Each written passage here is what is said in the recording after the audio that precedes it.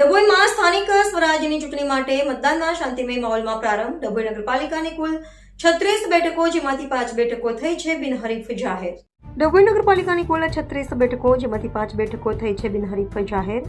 હાલ ડભોઈ નગરપાલિકાની 31 બેઠકો માટે થઈ રહ્યું છે મતદાન. 84 ઉમેદવારો મેદાનમાં.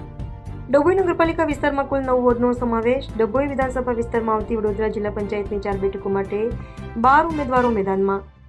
તાલુકા પંચાયતની કુલ 20 બેઠકો, જેમાંથી 2 બેઠકો બિનહરીફ જાહેર. હાલ 18 બેઠકો માટે 48 ઉમેદવારો મેદાનમાં.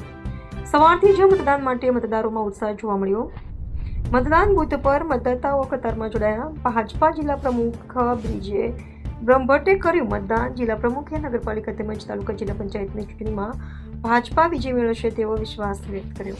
આજે સમગ્ર ગુજરાતમાં સ્થાનિક સ્વરાજ્યની ચૂંટણીઓ માટે મતદાન થઈ રહ્યું છે, ત્યારે હું પણ મારું મતદાન કરવા ડભોઈના બીએડ કોલેજના મતદાન મથક પર આવ્યો છું. મારું મતદાન કર્યું છે અને આપના માધ્યમથી વડોદરા જિલ્લાના સર્વે મતદારોને વિનંતી કરું છું કે અમારા ભારતીય જનતા પાર્ટીના નગરપાલિકા, તાલુકા પંચાયત અને જિલ્લા પંચાયતના સર્વે ઉમેદવારોને જનસમર્થન આપી પ્રચંડ મતદાન કરી અને મોટી લીડથી વિજયી બનાવશો.